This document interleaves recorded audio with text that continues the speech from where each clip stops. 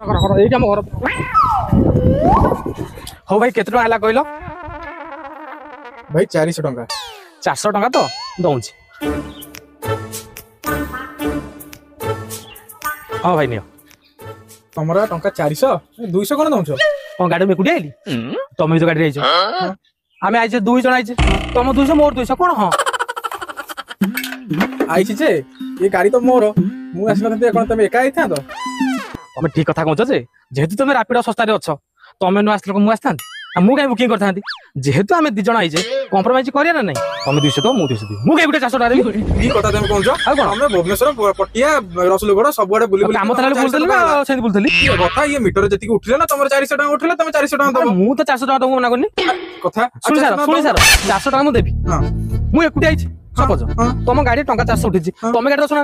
ହଁ ଅଛି ଯେ ଅଛଟି ମାନୁଛଟି? ଆରେ କି ଅଛ ବୋଲି କଥା ତମେ ଦବ ଅଛି ଟଙ୍କା ବୋଲି 200।